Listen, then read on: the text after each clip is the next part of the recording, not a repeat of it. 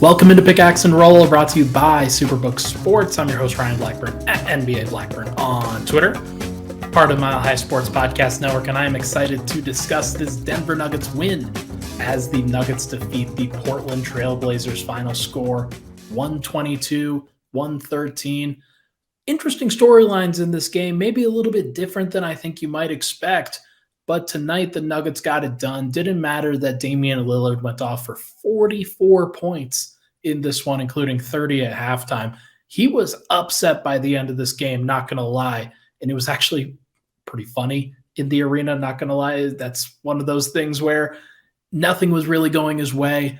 He wasn't really making the right plays towards the end. He was trying to make some hustle plays, but everything just kind of kept going against him. So it is what it is. The Nuggets will take it.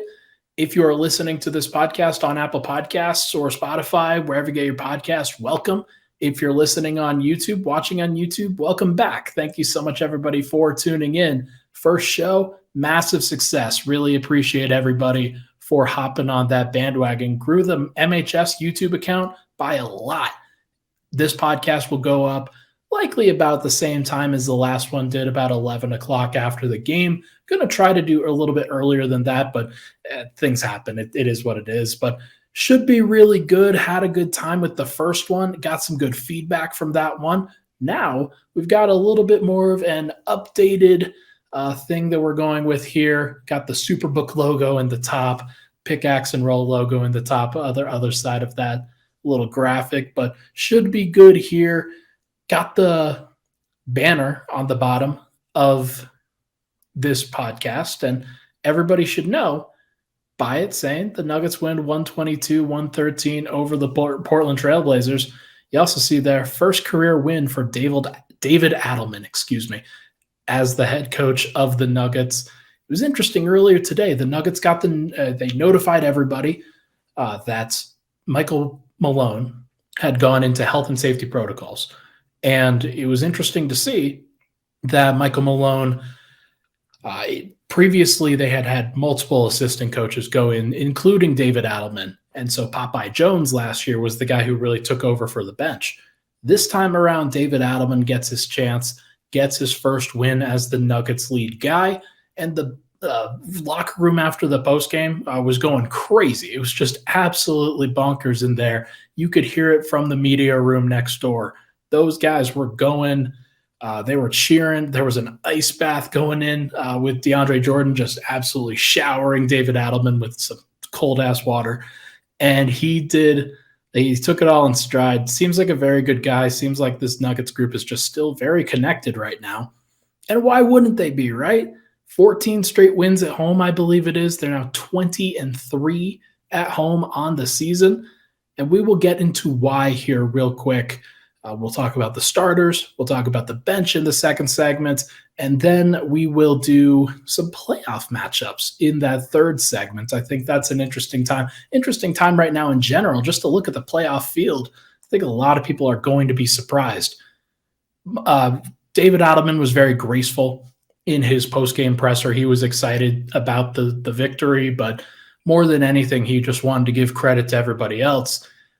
None other than Nikola Jokic was the guy who he probably gave the most credit to on this one. Nikola Jokic has another historic night, just seems to be doing this on the regular now. Nikola Jokic goes 36 points on 13 of 14 from the field. That's over 90% from the field. Just missed one shot for the entire evening. Also had 10 assists and 12 rebounds for his triple-double, added a steal and a block. There were some good defensive plays mixed in there with some bad defensive plays. You're going to get that against Damian Lillard and the Blazers. But Jokic was fantastic. He was the best player on the floor tonight against a guy that had 44 points. It was pretty clear that Jokic was dictating just about everything the Nuggets were doing. And sometimes Denver kind of got away from that habit, and sometimes there were other things that they did that probably could have gone better. But for the most part, the process was so good tonight, even with some inefficiencies from Jamal Murray, not necessarily hitting as many. Jamal had 3 of 7 threes, but in general, the team didn't hit a whole bunch of threes, especially with that bench unit. What really stood out, though, was Denver's domination in the paint. Jokic was the biggest part of that. Just a massive, massive game from him. And it looks so easy. It was just the easiest thing that he's done in a while, or at least making it look that way.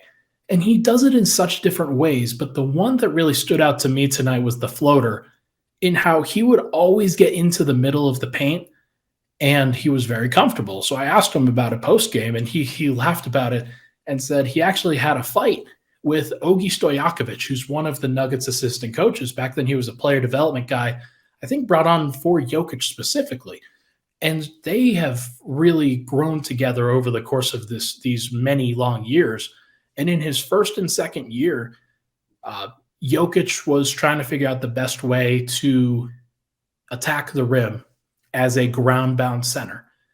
And when he has somebody that's in front of him, he could either do the floater or he could kind of pull up for a mid-range jumper. Those were kind of the two things that he and Ogi Stojakovic were kind of going back and forth about. They decide, and Jokic, I think, was the main catalyst for this, that he wanted to work on the floater. And he wanted that to be the shot that he was the most comfortable with when he was in the middle of the floor. And over the course of several years, he's just developed that extremely well, to the point where he has the best floater in the league, and it really isn't close. I actually told him that he had the best floater in the league, and he said, thank you, when I was really just trying to relay a statistical number. But he is incredible with his touch around the rim, whether it's 4 feet out or 7 feet out or 10 feet out, or it's a pull-up jumper, whatever the case may be, he is just killing it right now. And he is so far in his bag that he's getting legit MVP buzz, despite the fact that he's already won 2. How crazy is that? LeBron James was the last guy to really generate, like he won those 2 MVPs in a row. Giannis won 2, but Jokic, I think, thoroughly outpaced him in that 2020-21 season. The previous time with LeBron, like, there was no question that – actually, there was a question. He kind of slowed down a little bit, despite the fact he probably was the best player and was on the best, or not even the best team, actually. He was on the second best team that year, and that's the reason why Derrick Rose won it. But this year, Jokic is on the best – he's the best player on the best team, putting up the best numbers. There's clearly a reason to give it to him. And I think there's been a little bit less fight in general over the course of these last few weeks, just because he keeps putting up performances like this where it is infallible. You cannot argue with it. The Nuggets have won and won and won. 31-13, and Jokic is the biggest reason why. They've won games without him. They won the LA Clippers game without him. But the most important thing is that he's always been at the center of this, doing crazy performances like this. His 50% field goal percentage streak is still alive. That's at 34 straight games. And now he has the most 30, 10, and 10 games for a center in NBA history. Actually, I'm sorry. It's 30, 10, and 10 for 90% shooting. That was the number. It was because Wilt did it once. Now Jokic has done it twice in his career. How insane is that? There is nobody like this dude. Next guy that I want to talk about, though, is Michael Porter Jr. He really stood out in this game for the right reasons, not the wrong ones. He was very efficient tonight. And the Nuggets, they've continued to push him down this path where he is just picking and choosing his spots extremely well around what Jokic is doing. And usually it's Jamal Murray who's the guy that gets the shine, or maybe it's Aaron Gordon. But Michael Porter, I thought tonight, was clearly the second best scorer. 9 of 13 from the field, 23 points, 4 of 6 from 3, and was a plus 21. He led the entire team in plus minus. And to be able to do that in his spot, where usually this is a matchup where he's being attacked by Damian Lillard. Usually this is a situation where they are hunting him and they're trying to play him off the floor. They didn't really do that this time around. They didn't really go at him. And whether he would have been successful or not in that stretch, I don't know. But it did seem to me like he played pretty good defense overall. He rotated as the low man a couple of times on kind of the below the free throw line where you need somebody to be in front of the rim. Nurkic had a really bad night tonight, 2 of 9 from the field. I think a lot of that was the rotations. A lot of that was when you're playing 2 at the level, you have to have a guy who rotates behind, and Porter was such a good guy at that this time around. Nurkic will be better going forward in other matchups and in other games, but tonight, Porter was there on time and really was disruptive. He had a steal and a block, I think. I think that's what oh no, he didn't have a steal or a block. Everybody else in the starting lineup had a steal or a block, but it felt like Porter was very disruptive himself. So he deserves a lot of credit for that, but also just the ability to get free from the three-point line. He's been moving off ball extremely well. And then he had some opportunities going one-on-one where he kind of picked and choose those opportunities a little bit, where he's got a size mismatch. You want to be able to give him the ball in those situations to just rise up and hit a shot, because in the half court, I know Denver's got a great half court offense and they can always work for something even better than an ISO. But for Porter, it's a great rhythm shot for him specifically, because if you're going up against a guy like Damian Lillard, like he was on the switch a couple times, Anthony Simons on one of them, then you have these opportunities in your bag where you can just rise and fire over a guy knowing that they can't bother you. And if they get under your shooting space, then you are dead. So he has been fantastic. He's a guy that I think Nuggets fans should be very, very happy about. And I know that the contract is a weird thing for people, but he has lived up to those expectations this year. Whether people like to hear that or not, whether they would appreciate a guy who, like, 2 guys that do around what he does for less money, I don't know. But like, I think that what he has done in kind of scaling back what he wants to do for the betterment of the team has gone really under the radar over the course of these last few weeks, as he has played great on both ends of the floor. Let's go to Jamal Murray now, who started off this game really well. I think he had 9 points, 11 points, something like that in the first quarter. And he also had 4 assists. So a lot of his production came early, missed some shots later, not necessarily worried about that. He was doing pretty well. I thought he set the table really well for the team. I thought he set the table really well for Jokic.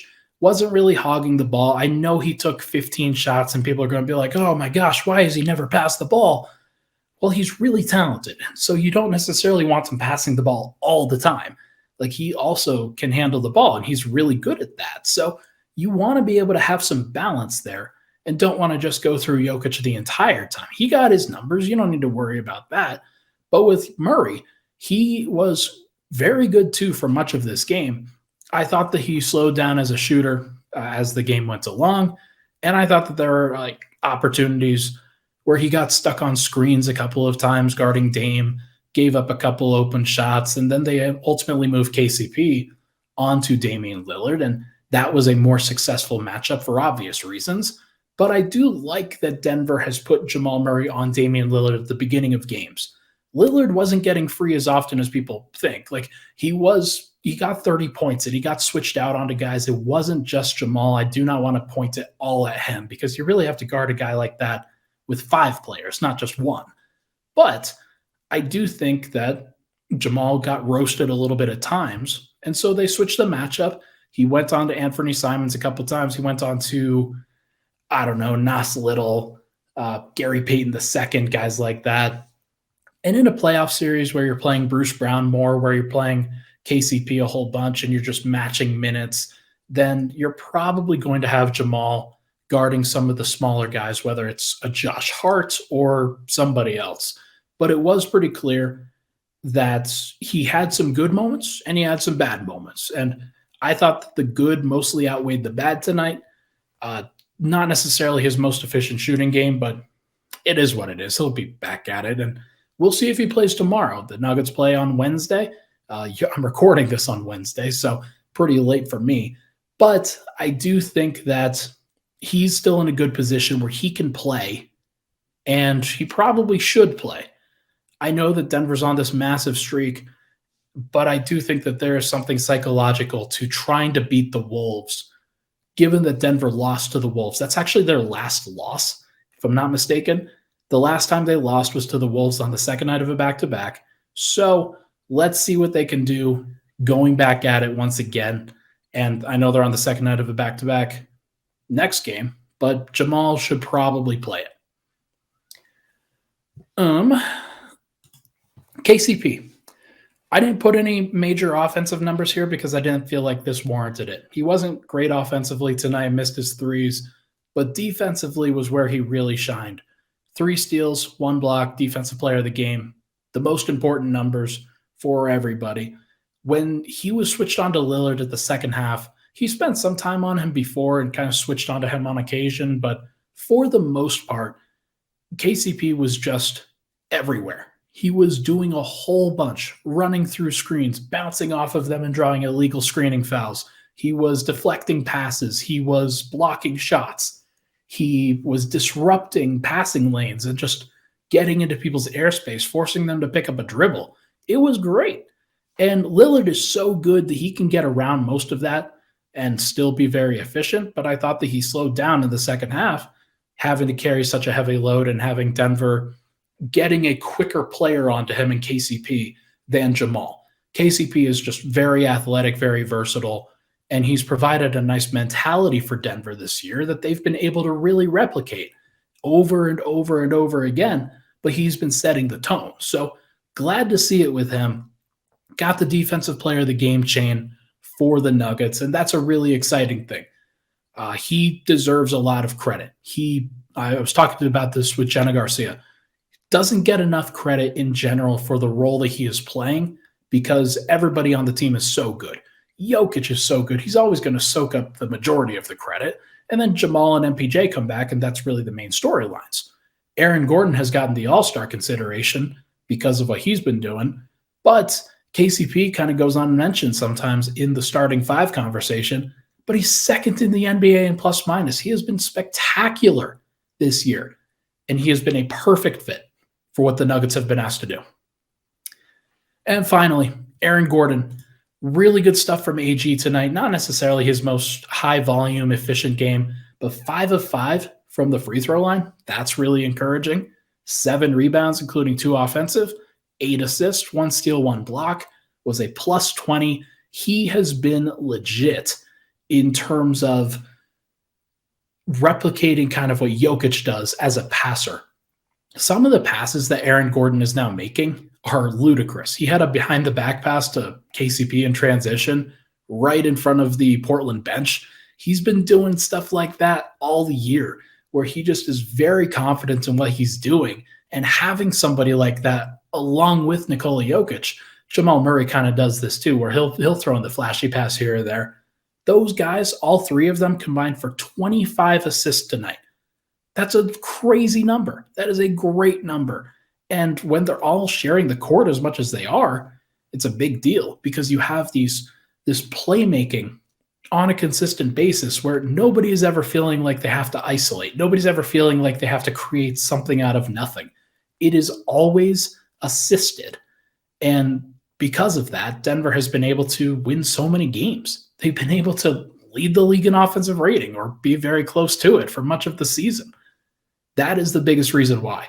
And Aaron Gordon has really embodied that, where he has kind of absorbed every single good thing that has been about like Jokic's passing, Michael Porter's size at the rim, Jamal Murray's swagger, KCP's defensive intensity and the intangibles. Those guys have just really, like Aaron Gordon, I think, has all tied it all together.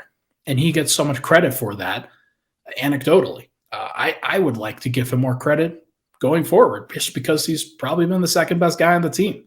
So gets a lot of credit for it, just filling the perfect role. And it's really exciting to see with this Nuggets group. They have the best starting 5 in the NBA. I don't think it's really close. The Warriors guys are very good. I think Denver's guys are better. I just flat out do. All right, let's take a break. When we come back, we are going to discuss the bench lineup and everything that went into that this time. But first, everybody, this podcast, as you know, it is brought to you by our friends over at Superbook Sports. Add this to your New Year's resolutions. Win money in 2023 with Superbook. Superbook is over 3 decades of sports wagering experience in Las Vegas, so you'll get the best odds anywhere as we head into these football playoffs. Wildcard weekend just finished up. Going to get into the divisional round. Should be a lot of fun. Plus, make sure to check out their special odds boost and promotions at superbook.com, where you get everything that you want. Make 2023 the year when you win money from Vegas. Just download the Superbook Sports app and place your bets. Visit superbook.com for terms and conditions. Gambling problem, call 1-800-522-4700. We'll be right back on Pickaxe and Roll.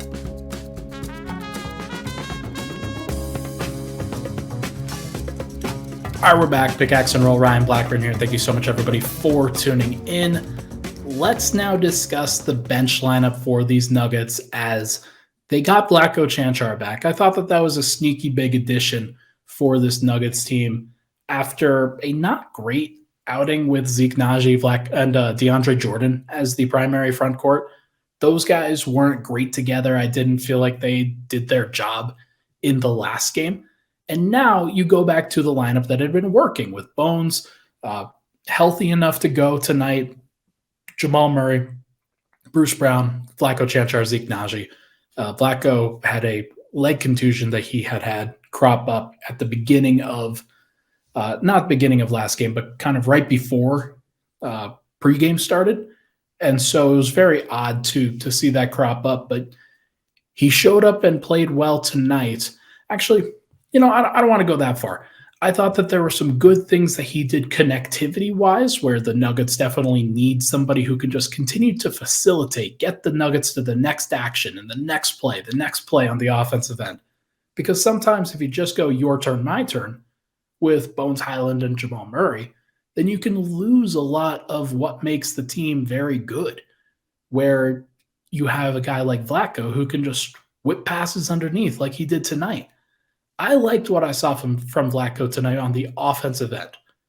Defensively, not sure I liked it. Not sure he had a good game. I thought that he got blown by a couple times, one by Jeremy Grant, one by Shaedon Sharpe, athletic guys who Vlatko just is probably going to struggle with in general, but he's got to find a way to sit down and guard in some of those situations. He had the lowest plus minus on the team, and I think that was part of the reason why.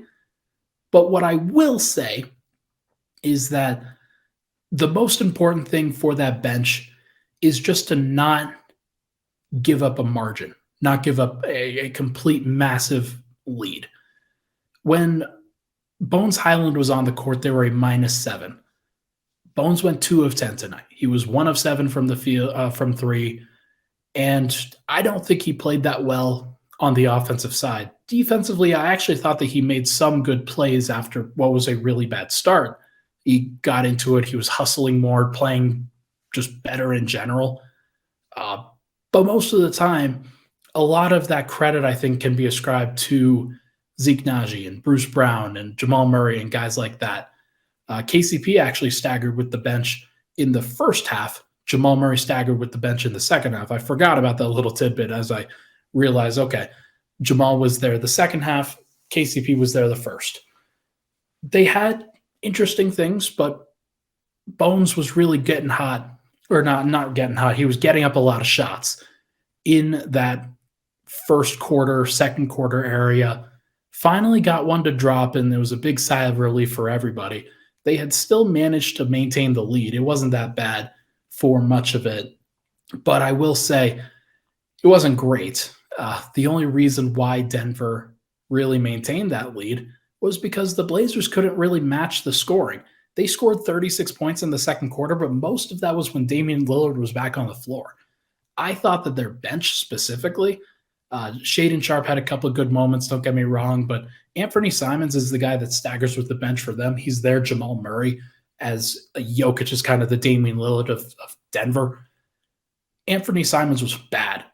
5 of 15 from the field for Anthony Simons, 2 of 10. And he spent a lot of that time going right at Bones Hyland. A lot of it. And that's one of those things where you don't know how that's going to go, because usually that just says, okay, the rep is the most important thing that teams are going to go after, and Bones has a rep for bad defense. So Anthony Simons went at him, and Anthony Simons lost a lot of the time, just was not very good in general. And that's a good thing. That's a good, encouraging thing for Bones. That's a good, encouraging thing for the Nuggets defense, that they were able to hold up in that situation on the kind of the second quarter, fourth quarter runs. And that's where you're going to get a lower margin in general. Bones being only a -7 is important because Denver's mostly hemorrhaging points during that time. They figured out some things lately. But if you have a bad game and it's only a -7, that's fine. Most of the time, Bones' plus-minus is kind of tied to, hey, did I shoot well? Tonight, it wasn't. Tonight, he actually had some good plays. Passing the ball, got a block there. He actually had a really nice strip of Anthony Simons, if I'm not mistaken, and just had some plays where you're really encouraged about his level of activity, his level of engagement on that end. So he was playing hard. That's the most important thing. And the Nuggets were following suit. I thought that Zeke Nnaji played pretty hard. I thought that Bruce Brown played pretty hard. He was probably the bench player of the game, if I had to say. Jamal Murray had some good moments with that group. KCP I'm not sure he had great moments with that group. I think that he was more just kind of the connector and really helped facilitate some of the stuff. But Bruce Brown was really good. He was a guy that Denver can really count upon in a lot of their situations. And he did ball handling. He did creation off the dribble. He did spot-up shooting. He was a defender. He did a lot of good things for that team, for that group. He was a +5 tonight in his 29 minutes. That's a really important piece of this, where when Bruce Brown has a positive plus-minus, I'm pretty sure the Nuggets are still undefeated. Like, that's one of those statistical indicators that you're always looking for me. Like, okay, so what happened to this game? What makes sense? Why did this thing happen? I really do think that part of that, Bruce Brown, not necessarily like a stopper in general, but he's just somebody that they're not going to attack consistently, whether it's with Anthony Simons, whether it's with Damian Lillard. They're going to try to go at somebody else. And so Bruce Brown he has that level of impact for that reason. So only 1 assist, but he had a steal and a block. Just everybody on Denver seemed to be getting in on that action, and that was pretty cool. But in general, 5 of 9 from the field, 1 of 2 from 3. Big 3 that he hit. Did the thing once again where Michael Porter is kind of the next pass away, but he takes it because he's so confident in it and he's wide open, so why not? But it was really funny that that's kind of what that came down to. He just continues to find ways to be a positive impact for this Nuggets team, and more than happy with him, more than happy with what he's done. He is such a big piece of what the Nuggets are, what they embody. So really impressive stuff from Bruce Brown. Zeke Nnaji. I thought that Zeke had a very interesting game in general. The stat line, I'm not going to pull it up for you, but I'm going to put up a stat at the bottom. Zeke had 6 offensive rebounds tonight. 6 in 14 minutes. He was hustling. He was doing everything he could to keep the ball alive on the glass. And he's undersized in a lot of these situations. I think Drew Eubanks is a little bit bigger than him. He's a more coordinated, kind of sturdy guy. Zeke is more of a energizer kind of player right now, but he's finding ways to be impactful as a rebounder even still. But it's really funny. Zeke, 6 offensive rebounds, 0 defensive rebounds. So that's why I put up the stat. Man, 27th in offensive rebounding rate among centers out of 75. So you're like top 3rd or pretty close to it. That's pretty good. That's exactly what you're looking for with a hustler, somebody like Zeke. The problem, I think part of this is schematic, part of this is by design, part of it is that it's just a Zeke Nnaji weakness. It's that he's last in the NBA in defensive rebounding rate among qualified centers. That's a big, big deal going forward when you're thinking, okay, can Denver hold up in certain situations with Zeke at the 5? If teams know that, if they know that that's a weakness for Denver and they're going to attack it, can he hold up in those situations? Tonight didn't really have that much of an issue because Drew Eubanks is Drew Eubanks. The Blazers had 5 offensive rebounds. The Nuggets had 31 defensive rebounds. 3 of those offensive rebounds were they came from Drew Eubanks, Shaedon Sharpe, and Gary Payton II. So it's a little bit of it is with the bench out there. So it's definitely something to watch out for. But with Zeke, what he does really well is he gets on and boxes out the opposing team's big man really well.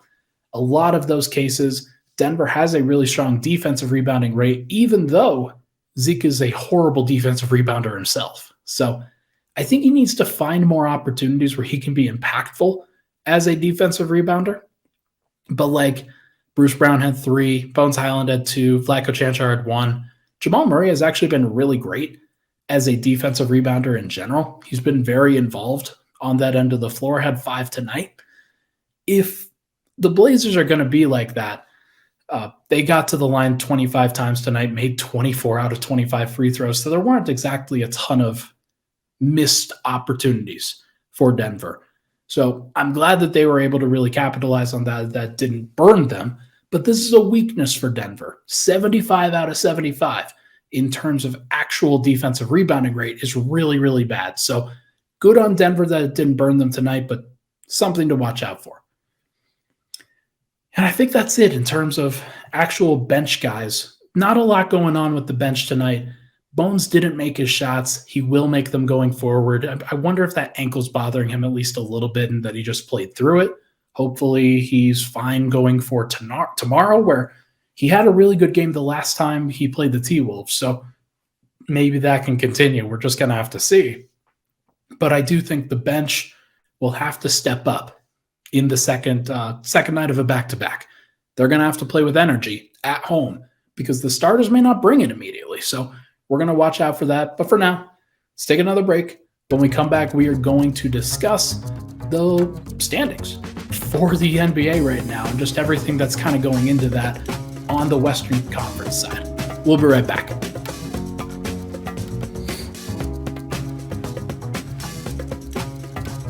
All right, we're back. Final segment, Pickaxe and Roll. Thank you so much, everybody, for tuning in. Let's wrap this one up by talking about where the Nuggets stand in the Western Conference right now, where they're at.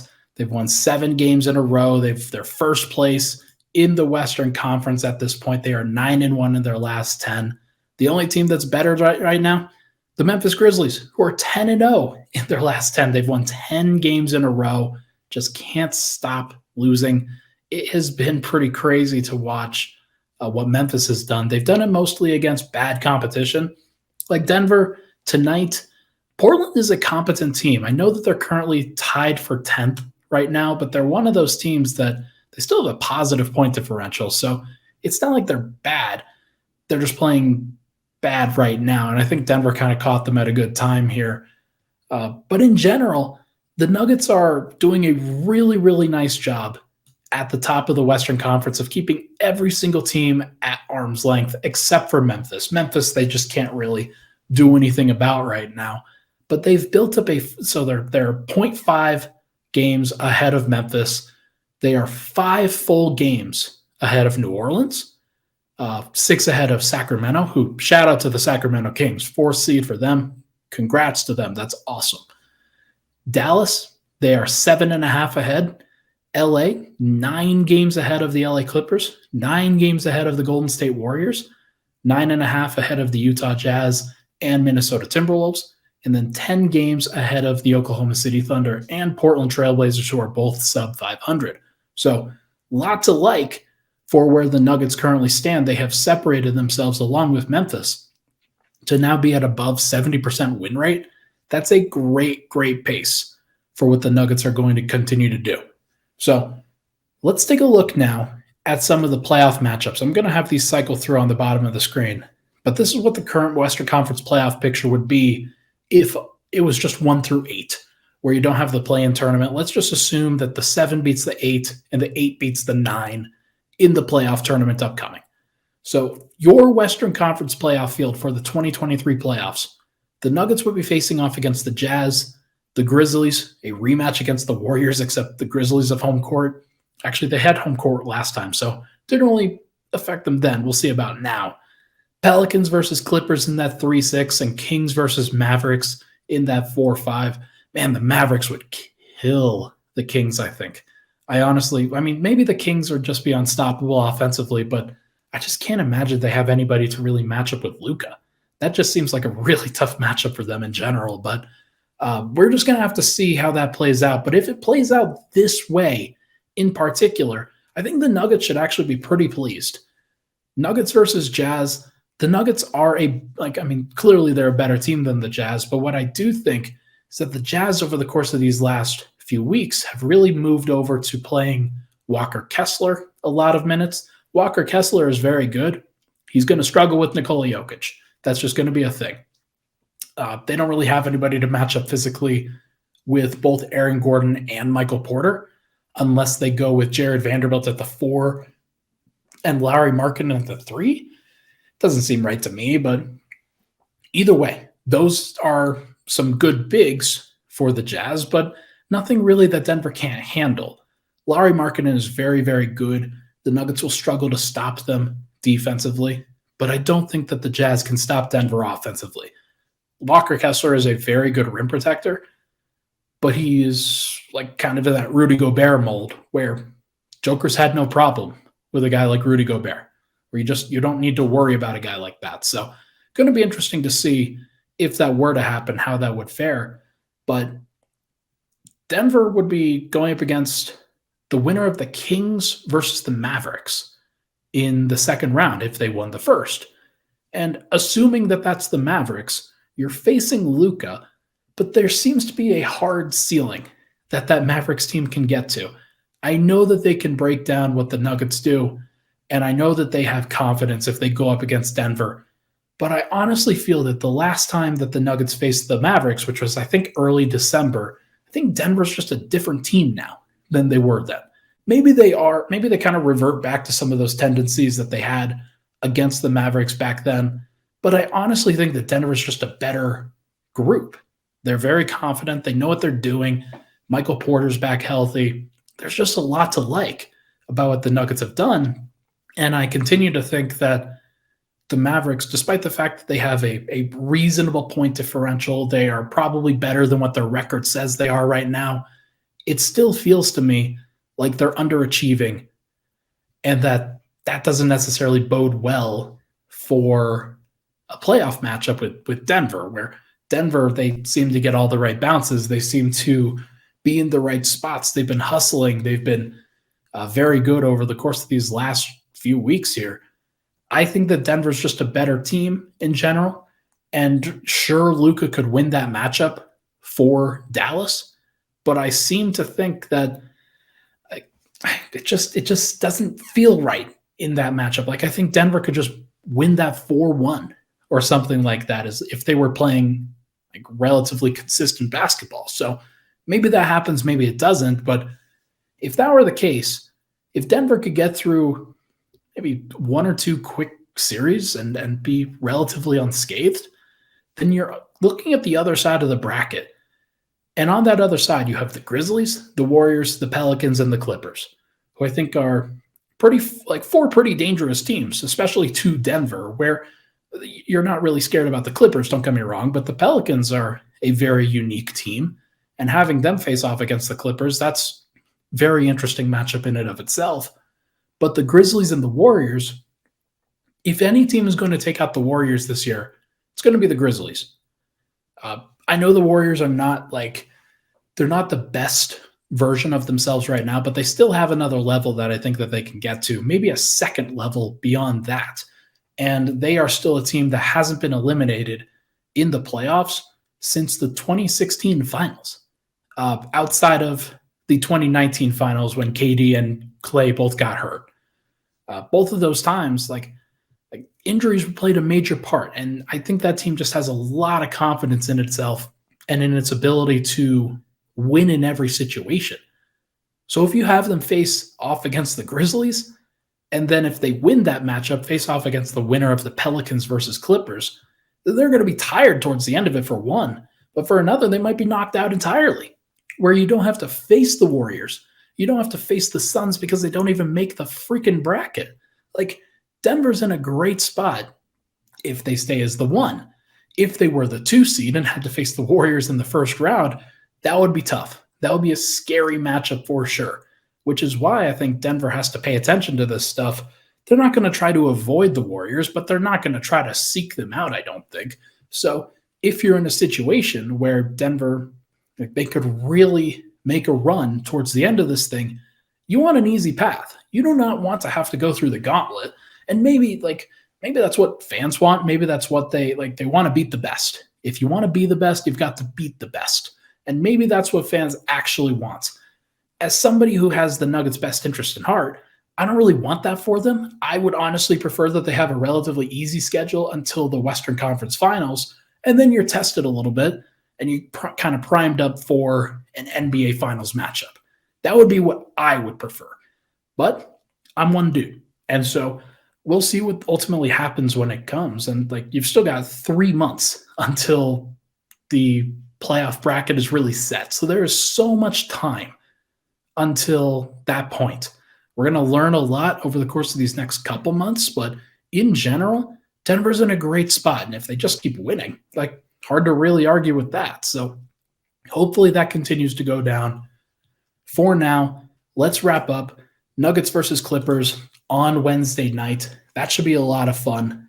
Even though it's a back-to-back, and even though there's a freaking blizzard outside right now, it was kind of tough getting home, I'm not going to lie. But I'm really excited for Nuggets T-Wolves because Denver, that was the last team that the Nuggets lost to, and they haven't lost since. So we'll see if that's just a matchup that Denver struggles with. Maybe it's the back-to-backs that Denver struggles with. But in general, I think that they've done a reasonable job. And not the Grizzlies, the T-Wolves, they might just be a team that Denver struggles with because of their athleticism and their length and their ability to switch a guy like Kyle Anderson onto Nikola Jokic as opposed to Rudy Gobert. I wonder if Denver has a little bit more prepped for this time around, but it is the second night of a back-to-back. So you never know if that's a situation that Denver can actually get through. But we'll talk about it a whole bunch more after the game. I'll be going to that game, hopefully. Hopefully I can get there. But in general, Denver's been so great at home that they'll probably have a different vibe entirely than the last time they faced the T-Wolves. So hopefully that maintains. Hopefully that stays true. But for now, that is going to do it for this episode of Pickaxe and Roll, brought to you by Superbook Sports. Thank you so much, everybody, for tuning in. Appreciate all the love and support on the podcast. As always, I will be back tomorrow with another episode. Should be a lot of fun. Enjoyed recording this one. Hopefully we can do so many more. Thank you so much, everybody, for tuning in. I'll talk to you guys tomorrow.